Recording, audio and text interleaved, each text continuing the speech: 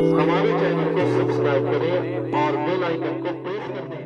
أعوذ بالله من الشيطان الرجيم. بسم الله الرحمن الرحيم. ألف لام ميم.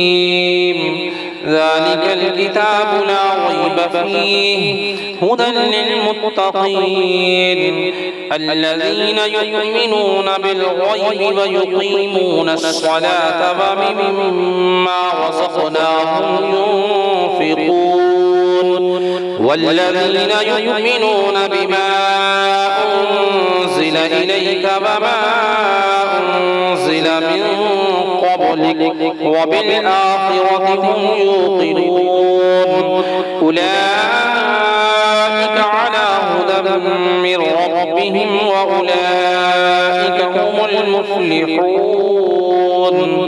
إن الذين كفروا سواء عليهم أأنذرتهم أم لم تنذرهم لا يؤمنون.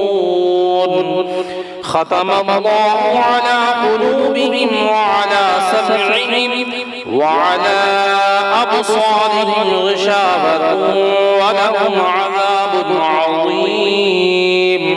ومن الناس من يقول آمنا بالله وباليوم الآخر وما هم بمؤمنين يخادعون الله والذين آمنوا وما يخدعون إلا أنفسهم وما يشعرون. في قلوبهم مرض فزادهم الله مرضا ولهم عذاب أليم بما كانوا يكذبون.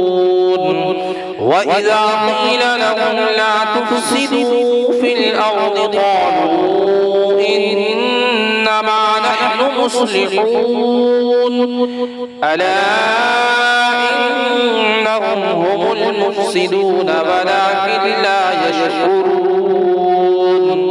وإذا قيل لهم آمنوا كما آمن الناس قالوا أنؤمن كما آمن السفهاء ألا إنهم هم السفهاء ولكن لا يعلمون. وإذا لقوا الذين آمنوا قالوا آمنا وإذا خلوا إلى شياطينهم قالوا إنا معكم إنما نحن مستهزئون. الله يستهزئ بهم ويمدهم في طغيانهم يعمهون. أولئك